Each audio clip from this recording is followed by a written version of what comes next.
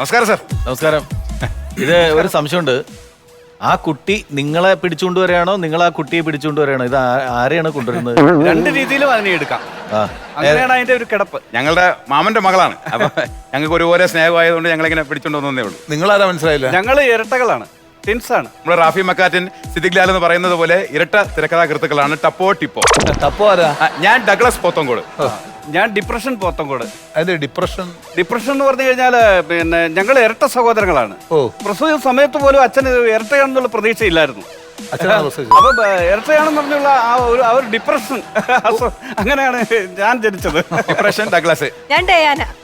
രണ്ടുപേരും മത്സരിച്ച് കഥ എഴുതിക്കൊണ്ടിരിക്കുക. അപ്പൊ ആരാദ്യം നല്ലൊരു കഥ എടുത്തിട്ട് ഒരു പടം ഡയറക്റ്റ് ചെയ്യും, അവരെ ഞാൻ കല്യാണം കഴിക്കും. അത് ഞങ്ങള് വന്നേന്ന് പറഞ്ഞു കഴിഞ്ഞാൽ അറിയപ്പെടുന്ന ഒരു പ്രൊഡ്യൂസർ ഉണ്ടല്ലോ. അപ്പൊ സാറിനൊരു കഥ ഇഷ്ടപ്പെടുകയാണെങ്കിൽ നമുക്ക് ആ പടം അങ്ങ് ചെയ്യാം. അതാണ് എനിക്ക് തോന്നുന്നത്. കഥ എഴുതുന്നതിനേക്കാളും പണ്ടത്തെ വില്ലൊടിക്കുന്നതാണ് എളുപ്പം തോന്നുന്നു. അതെന്താണ്? അല്ല, അത് പിന്നെയും എളുപ്പമുണ്ട്. ഒരു കഥ എഴുതി സിനിമയാക്കി കൊണ്ടുവരാന്ന് വെച്ചാൽ അത്ര എളുപ്പമല്ലെന്നാണ് ഞാൻ പറഞ്ഞത്. അയ്യോ, സാറ് വിചാരിക്കുന്നവരെ ഞങ്ങൾ ചെറിയ എഴുത്തുകാരൊന്നുമില്ല. കഥ എന്ന് പറഞ്ഞാൽ ആവശ്യം പോലെ കഥയുണ്ട്. ഈ നിൽക്കുന്നത് എന്റെ ചേട്ടനായിട്ട് പറയുന്നതല്ല. മത്സരമൊക്കെ മാറ്റി വെക്കും. ഏറ്റവും നല്ല തിരക്കഥാകൃത്ത് ഒരു സിനിമ ചെയ്യും, അവളെ കെട്ടും, അത് മാറ്റി വെക്കാം. പക്ഷെ ചേട്ടനെ ഞാൻ തള്ളി പറയത്തില്ല. ഉഗ്രൻ എഴുത്തുകാരനാണ്.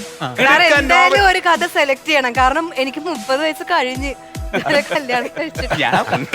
ടെൻഷൻ അടിക്കണ്ട. എന്റെ വിവാഹത്തിന് മുമ്പ് ഞാൻ എഴുതിയ 2 നോവലുണ്ട്. അല്ല, വിവാഹം കഴിഞ്ഞപ്പോ? വിവാഹം കഴിഞ്ഞോ? അത് ഞാനും ഒരു വിവാഹം കഴിച്ചതാണ്. അത് ഞാൻ പിന്നീടാണ് അറിയുന്നത്. അമ്മാവൻ വാക്ക് പറഞ്ഞിട്ടുണ്ടായിരുന്നു, ഞങ്ങൾ ഒരാളെ കെട്ടിച്ചു തരാമെന്ന്. ആ ഡിപ്രഷനിൽ ഞാൻ അവളെ ഡൈവേഴ്സ് ചെയ്തു.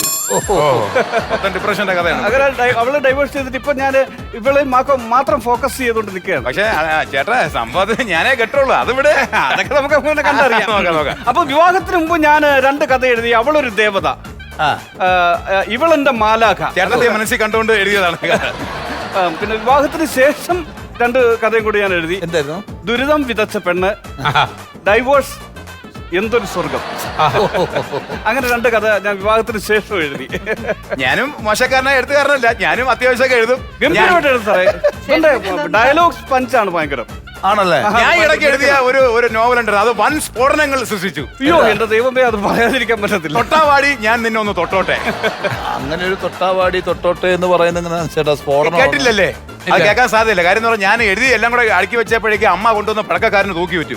അവരതിനകത്ത് പടക്കം ഉണ്ടാക്കി, അതുകൊണ്ട് ദീപാവലിക്ക് പൊട്ടിച്ചു. അതാണ് സ്ഫോടനം ഉണ്ടാക്കി. അതിന്റെ ഓണർ ഉൾപ്പെടെ 150 പേര് ആ സ്ഫോടനത്തിൽ തീർന്നു. കഥ നല്ല സൂപ്പർ ആയിരുന്നില്ലേ? ഒരുപാട് കഥകളുണ്ടെന്ന് ഇതൊക്കെ പറഞ്ഞു. എല്ലാം പറയാന്ന് നിനക്ക് വേണ്ടി, നിന്നെ നായികാക്കാൻ വേണ്ടിയിട്ട് ഞാൻ ഇതെല്ലാം ലിസ്റ്റ് പ്രകാരം എല്ലാം എഴുതി സെറ്റ് ചെയ്ത് വെച്ചിരിക്കുന്നത്. അവളെ നായകനാക്കാൻ വേണ്ടിയാണ് ഞാൻ കഥ. അത് സാറ് തീരുമാനിക്കും, പ്രൊഡ്യൂസർ തീരുമാനിക്കും. സാറ് തീരുമാനിക്കട്ടെ. അതുകൊണ്ട് ഞങ്ങൾ ഇങ്ങനെ നോവലൊക്കെ എഴുതി ഇതിനു ശേഷം ഞങ്ങൾ തീരുമാനിച്ചു തിരക്കഥയിലോട്ട് കടക്കാം. അങ്ങനെ തിരക്കഥയാണ് നമ്മുടെ ഇപ്പൊ പുതിയ മാർഗം. നമ്മൾ തിരക്കഥ എഴുതുന്നു, ഇപ്പം വിൽപ്പനയാണ്. തിരക്കഥ എഴുതുന്നു, കൊടുക്കുന്നു. അതാണ്. നല്ല കാശ് കിട്ടിയാൽ ഞങ്ങൾ തിരക്കഥ എഴുതി വിൽക്കുകയാണ്. എന്നെ നായികയാക്കണം. അതുകൊണ്ട് നിങ്ങൾ ഫുൾ സ്ക്രിപ്റ്റ് കേൾക്കാൻ ഞങ്ങൾക്ക് സമയമില്ല. കുറെ പേര് വെയിറ്റ് ചെയ്യുന്നുണ്ട്. അപ്പം നമുക്ക് വേണ്ടത് ഒരു സിനോപ്സിസ്, അതിന്റെ ഒരു കഥാസാരം പറഞ്ഞാൽ മതി അല്ലേ? അത് പറയാം. നിന്റെ കഥ പറ. എന്റെ കഥ അത് പറഞ്ഞു. ഞാൻ പഠിക്കാൻ അത്ര മിടുക്കനല്ലാത്തൊരു ബാലനായിരുന്നു. 1, 2, 3 വല്ല തരക്കേടില്ലാതെ ഞാൻ ജയിച്ചു. 4ാം ക്ലാസ്സിൽ വന്നപ്പോൾ 3 തവണ ഞാൻ തോറ്റു. 3ാമത്തെ തവണ തോറ്റപ്പോൾ എന്റെ അച്ഛൻ എന്നെ മുറ്റത്തെ തെങ്ങിൽ കെട്ടിയിട്ട് തല്ലി സാറേ, കെട്ടിയിട്ട് തല്ലി. ഇത് ഏത് കഥ? ഇത് എന്റെ കഥ. നിന്റെ കഥയാണോ ഞാൻ പറഞ്ഞു? അച്ഛൻ എന്നെ തല്ലിയ കേസാണ് ഞാൻ. ചേട്ടന്റെ കഥ അല്ല പറയാൻ പറഞ്ഞത്, എഴുതി വെച്ചിരിക്കുന്ന കഥ വായിക്കാം. തിരക്കഥകൾ വായിക്കടാ. അതോ പിന്നെ അത് പറയണ്ടേ? ചുമ്മാ എന്തെങ്കിലും അങ്ങ് വളവള സംസാരിച്ചോണ്ടിരിക്കുന്നത്. ഞാൻ ഒരു നിമിഷം ഞാൻ അച്ഛൻ എന്നെ പഠിക്കാത്തതിന് തല്ലിയ കേസ് ഞാൻ പറഞ്ഞത്. നമുക്ക് കഥയിലോട്ട് കിടക്കാം. അപ്പൊ ഒരു കാര്യം ചെയ്യും സാറേ, നിങ്ങൾക്ക് ഇഷ്ടപ്പെട്ട എന്തെങ്കിലും ഒരു സബ്ജക്ട് ഉണ്ടെങ്കിൽ അത് പറ, അത് വെച്ച് ഞങ്ങൾ കഥ പറയാം. അതെ അതെ, ഇതല്ല എൻ്റെ ഒരു മര്യാദ. ഞാൻ ആഗ്രഹിക്കുന്ന ഒരു മിസ്റ്ററി ജോണറിൽ ഒരു സാധനം എനിക്ക് ചെയ്തു. മിസ്റ്ററി. അപ്പൊ അതപ്പം സാറ് കുറെ തമാശ പടങ്ങളൊക്കെ അല്ലേ ഇപ്പൊ ചെയ്ത്. അപ്പൊ ഒരു മിസ്റ്ററി കഥയാണ് ആവശ്യം. മിസ്റ്ററി കഥ ഞാൻ തുടങ്ങാം. ഉണ്ടല്ലോ. നീ എന്റെ മറ്റേ കഥ കിട്ടില്ലായിരുന്നു? ഏതാ? മറ്റേ രാജന്റെ കേസ്. രാജന്റെ കഥയാ? രാജന്റെ കഥ അതാണ് പറയാൻ പോണേ. അത് ഞാൻ പറയാം. അയ്യോ, അത് ഞാൻ വായിച്ചു. ഉള്ളത് പറയല്ല, എനിക്കത് ദഹിച്ചില്ല. നിനക്ക് ദഹിച്ചില്ല? നീ എടുത്ത് തിന്നോടാ. വായിക്കാനൊന്നുമില്ലോ നിനക്ക്. നിന്നോട് തിന്നാൻ. അയ്യോ, അങ്ങനെയല്ലെന്ന് എനിക്കത് മനസ്സിലായില്ല, അതുകൊണ്ട് ഇഷ്ടപ്പെട്ടില്ലെന്നാണ് ഞാൻ പറഞ്ഞത്. അങ്ങനെയാണ്. എന്നാ പിന്നെ നമുക്ക് ശിവന്റെ കഥ പറയാം. ശിവന്റെ അത് വലിയ കുഴപ്പമില്ല. ശിവൻകുട്ടിയുടെ ശിവൻകുട്ടിയുടെ മിസ്റ്ററി കഥ. സാറേ, ഞാൻ ആ കഥ പറയട്ടെ. സാറ് പറഞ്ഞ സംഭവം വെച്ചിട്ടൊരു കഥ ഞാൻ പറയാം. ശിവൻകുട്ടി എന്ന് പറയുന്ന ഒരു ചെറുപ്പക്കാരൻ ഭയങ്കര അധ്വാനിയാണ്. അധ്വാനി എന്ന് പറഞ്ഞാൽ പിന്നെ അവൻ ശരീരം പോലും നോക്കാതെ ജോലി ചെയ്യുന്ന ഒരാളാണ്. അത്ര ആത്മാർത്ഥ കൂർമ്മ ബുദ്ധിയും. അങ്ങനെ അദ്ദേഹത്തിന്റെ ജോലി സ്ഥലത്ത് വെച്ച് ഒരു സഹപ്രവർത്തകയെ കാണുകയാണ്. അവർ തമ്മിൽ ഭയങ്കര പ്രണയം. അവിടെ നമുക്ക് ഒരു വലിയ 2-3 പാട്ടൊക്കെ കൊടുക്കാം. നല്ല പ്രണയമായി അവർ അഗാധമായ പ്രേമബന്ധത്തിൽ ഏർപ്പെടുന്നു. അങ്ങനെ അവര് വലിയ വെല്ലുവിളി നേരിട്ടുകൊണ്ട് അവർ വിവാഹം കഴിക്കും. വിവാഹം കഴിച്ച് പിന്നീട് അവർ സുഖമായിട്ട് ജീവിക്കുന്ന ഒരു ഇതില് മിസ്റ്ററി എവിടെ? ശിവൻകുട്ടി എന്ന് പറയുന്നതാണ് മേസ്ത്രി. മേസ്ത്രിയാണ് പുള്ളി മേസ്ത്രിയാണ്. പുള്ളിയുടെ കൂടെ 4 മേസ്ത്രിമാരുണ്ട്. അവര് നല്ലപോലെ കോമഡി പറയുന്ന ക്യാരക്ടർ. പിന്നെ ഈ പറയുന്ന നായികയില്ലേ, നായിക എന്ന് പറയുന്നത് മൈക്കാടാണ്. മിസ്റ്ററി മിസ്റ്ററി സമയം പിടിയിട്ടില്ല. മിസ്റ്ററി എന്ന് പറഞ്ഞാൽ ഒരു ദുരൂഹതയും കാര്യങ്ങളൊക്കെ ഉള്ള ഒരു സിനിമ. Detective setup. അങ്ങനെ നിങ്ങൾ പറഞ്ഞു മേസ്ത്രി മേസ്ത്രി എന്ന് പറഞ്ഞു. ഡിറ്റക്റ്റീവ് എന്ന് പറയണ്ടേ? ഡിറ്റക്റ്റീവ് അന്വേഷണ തരയുള്ള പടം അല്ലേ? അത് ഭയങ്കര ത്രില്ലിംഗ് ആയിട്ടുള്ള ഒരു സബ്ജക്ട് എന്റെ ഉണ്ട്. എന്തായാലും ഇഷ്ടപ്പെടും. ഇത് എന്ന് പറഞ്ഞു കഴിഞ്ഞാൽ ഒരു ഫ്ലാറ്റിലാണ് സംഭവം നടക്കുന്നത്. നമ്മുടെ പടം തുടങ്ങുമ്പോൾ ഫ്ലാറ്റില് ഒരാൾ മരിച്ചു കിടക്കുകയാണ്. ആദ്യം നമ്മുടെ ലോക്കൽ പോലീസ് അന്വേഷിക്കുന്നു. ഒരു തുമ്പും കിട്ടുന്നില്ല. അങ്ങനെ പിന്നെ മന്ത്രി തലത്തിൽ നിന്നൊക്കെ ഭയങ്കര പ്രഷർ ഉദ്യോഗസ്ഥർക്ക് കിട്ടുന്നു. അവിടെ നാട്ടുകാരെല്ലാം ഭയങ്കര ആക്ഷൻ കൗൺസിലൊക്കെ രൂപീകരിച്ചിട്ടൊന്നും ഒരു തുമ്പും കിട്ടിയിട്ടില്ല. ഇതെങ്ങനെയാണ് ഈ കൊല നടന്നെന്നുള്ളതിന്. അങ്ങനെ അവർ ക്രൈം ബ്രാഞ്ചിനെ ഏൽപ്പിക്കുകയാണ്. ഭയങ്കര അന്വേഷണം. അല്ല, നല്ല പഞ്ചിലാണ് വരുന്നത് ഓരോ സീനും. അവിടെ ഈ കേസിനെ കുറിച്ച് ഒരു തുമ്പും കിട്ടുന്നില്ല. അവിടെ ഇന്റർവെലാണ്. പിന്നെ ഇന്റർവെലിന് ശേഷം CBI വരികയാണ്.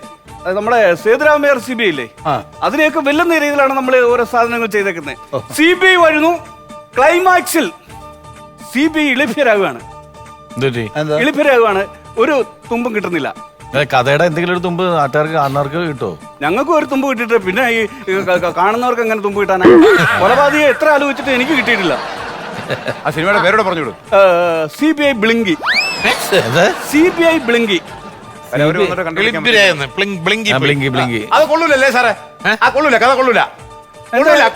നിന്റെ ഈ കഥ കൊള്ളൂല. എന്റെ കഥ നല്ല കഥയാണ്. അത് കൊള്ളത്തില്ല സാറേ. എന്റെ ഒരു ലവ് സ്റ്റോറി ഉണ്ട് സാറ് ചിലപ്പോൾ ഇഷ്ടപ്പെടും. നമുക്ക് ആ പ്രേമം പോലെ ഒന്ന് ഡെവലപ്പ് ചെയ്തെടുക്കാൻ പറ്റുന്ന ഒരു കഥയാണ്. അത് ഞാനൊന്ന് പറയട്ടെ. അതായത് നായകൻ നായികയെ പ്രേമിക്കുന്നു, പക്ഷെ നായിക വില്ലനെ പ്രേമിക്കുന്നു. വില്ലൻ നായികയുടെ അനിയത്തിയെ പ്രേമിക്കുന്നു. നായികയുടെ അനിയത്തി വില്ലന്റെ അനിയനെ പ്രേമിക്കുന്നു. വില്ലന്റെ അനിയൻ നായകന്റെ അനിയത്തിന്റെ കുഞ്ഞമ്മരമോനെ പ്രേമിക്കുന്നു. കുഞ്ഞമ്മരമോൻ പ്രേമിക്കുന്നത് അപ്പുറത്തെ കറവക്കാരന്റെ മോളെ. അവസാനം 2 പേർ ഇതിനകത്ത് ആത്മഹത്യ ചെയ്യുന്നു. ഒന്ന് പ്രൊഡ്യൂസറും ഒന്ന് ഡയറക്ടറും.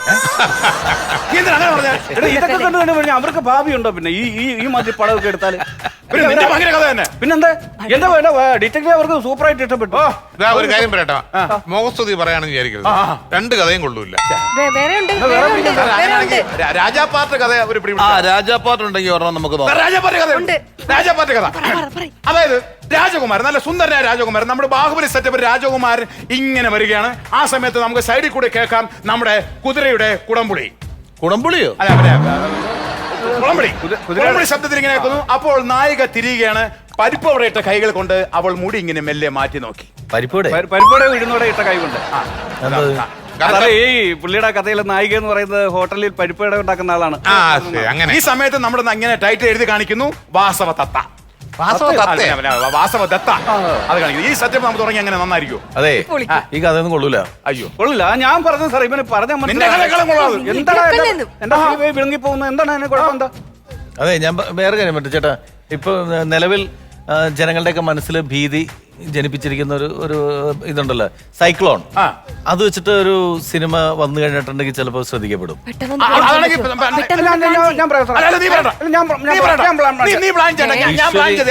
അല്ല, വിഷ്വലി നല്ല സാധ്യതയൊക്കെയുള്ള നിങ്ങളുടെ കഥ വെച്ചുള്ള ഞാൻ പറയും. സൈക്ലോൺ അതായത് ഒരു കൊച്ചുകുട്ടി, രാമു എന്ന് പറഞ്ഞ കൊച്ചുകുട്ടി, അവന് പഠിക്കാൻ ഭയങ്കര ആഗ്രഹം. പക്ഷെ സ്കൂളിലേക്ക് പോകണമെങ്കിൽ 10 കിലോമീറ്റർ നടക്കണം. എന്നും നടന്നാണ് അവന് ക്ഷീണം. അങ്ങനെ അവൻ ദൈവത്തെ വിളിച്ചു, ദൈവമേ എനിക്ക് നടക്കാൻ വയ്യ, നീ എനിക്കൊരു സൈക്കിൾ തരുമോ? അപ്പോഴേക്കും അവന് ബുദ്ധി ചോദിച്ചു, നേരെ ബാങ്കിൽ പോവാം. ബാങ്കിൽ പോയിട്ട് ഒരു സൈക്കിളിന്റെ ലോൺ എഴുതി കൊടുക്കാം. അങ്ങനെ അവൻ നേരെ ബാങ്കിലേക്ക് കാലെടുത്ത് വെക്കുന്നു. നമ്മൾ അവിടെ എഴുതി കാണിക്കുന്നു സൈക്കിൾ ലോൺ. മാസം 5000 നായിക എവള്. ഇതേ നിങ്ങൾക്ക് ഒരു ബോധം വെള്ളിയാഴ്ചയില്ലെന്ന് മനസ്സിലായി. ഇത് സൈക്ലോൺ എന്ന് പറഞ്ഞാൽ മനസ്സിലായില്ലേ? കാലാവസ്ഥ വ്യതിയാനം, അതായത് നമ്മുടെ ചുഴലിക്കാറ്റ് എന്നൊക്കെ പറയൂലേ, അതിനാണ് സൈക്ലോൺ. ആ ടൈപ്പ് കഥയാണ് വേണ്ടത്. ചുഴലിക്കാറ്റാണ് വേണ്ടത്. അത് ഞാൻ പറഞ്ഞോളാം. എന്റെ ഉണ്ട്. പറഞ്ഞല്ലേ. അതായത് ഒരു ചെറുപ്പക്കാരൻ, ഈ ചെറുപ്പക്കാരന് ചുഴലിയുണ്ട് സാർ. ചുടിയിലുണ്ട്, ഈ ചെറുപ്പക്കാരന്റെ ചുഴലിയുണ്ട്. ഇവൻ ഇത് വകവെക്കാതെ ഒരു കാറ്റത്ത് മാങ്ങ പറിക്കാൻ പോവുകയാണ് ഈ ചുഴലിക്കാറ്റ് സമയത്ത്. അത് വെച്ചിട്ട് ഞാൻ എന്തെങ്കിലും ചെയ്താൽ വെള്ളത്തില്ലേ കഷ്ടപ്പെടും. നസീറെ ഈ മാങ്ങ എങ്ങനെയാണ് നമ്മൾ എറിയാൻ കല്ല് വല്ലതും ഉണ്ടോ? കല്ല് വേണേ ഇറക്കാൻ സാറേ. കല്ല് ഇറക്കുന്നത് നന്നായിരിക്കും. രായ് സാർ producer കല്ല് അല്ലേ? ഇറക്കുകയാണെങ്കിൽ ഒരു കല്ല് ലോഡ് സാർ കല്ല് ഇറക്കി ഇറക്കുന്നത് തരുമല്ലോ. നന്നായിരിക്കും. നീ കല്ലെടുത്ത് കൊടുക്കരുത്, നമ്മൾ അറിയാൻ വേണ്ടി പറഞ്ഞായിരിക്കും ചിലപ്പോൾ. കുട്ടിക്ക് എത്ര വയസ്സായി? 30. കണ്ടാത്തൊന്നുമില്ല. അതാണ് നമ്മൾ പറയാൻ നടക്കുന്നത്. അതെ.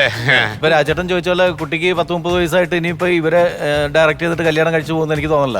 ഞങ്ങൾ കാത്തിരിക്കാൻ സാറാണ്. ഇല്ല, വേണ്ട. ഞങ്ങൾ കാത്തിരിക്കാൻ സാറാണ്. ഇപ്പൊ കോട്ടയം നസീർ, ഇതൊന്നും കൊള്ളൂലാന്ന്. അതെ, ഇപ്പൊ ഇമ്മീഡിയറ്റ് ആയിട്ട് കോട്ടയം നസീർ ഒരു പടം ഡയറക്ട് ചെയ്യാൻ പോകുന്നുണ്ട്. ആണോ? ആ, നായികനൊക്കെ ഫിക്സ് ചെയ്താ? എന്തിനാ ഏ എന്തിനാ ഞാൻ നന്നായിട്ട് അഭിനയിക്കും. നായകനും ഫിക്സ് ചെയ്തിട്ടില്ല. ഫിക്സ് ചെയ്തിട്ടില്ല. ആണോ? ആ. ഫോൺ നമ്പർ ഒന്ന് തരുമോ? എന്തിനാ? രാത്രി വിളിക്കാം.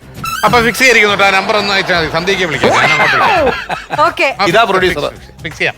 സാറിന്റെ നമ്പർ ഈ സാറിന്റെ ഒന്ന് മേടിച്ചോളാം. അത് വേണ്ട, ഡയറക്റ്റ് മതി ഡീലിങ്സ് ഒക്കെ. എടി, അതൊന്നും ശരിയായില്ല. എന്ത്? വേണ്ട, വേണ്ട, ഞങ്ങൾ വേറെ കഥ നിങ്ങളെ ഇനി വേണ്ട എനിക്ക്. കഥയുണ്ട്, മാറ് കഥയുണ്ട്. അങ്ങോട്ട്. എടി കൊച്ചേ, മാറ്. എടി ഞങ്ങൾ കഥ വേറെ വേണ്ട. കഥ നായകനായിട്ട് നല്ലൊരു പ്രേമകഥ വെച്ചോളൂ. ഒരു കഥയും വേണ്ട പിന്നെ വയസ്സാങ്കാലത്ത് കൊള്ളാൻ കണ്ടില്ല എല്ലാം. കൊച്ചേ, പ്രേമകഥ പ്രേമകഥ.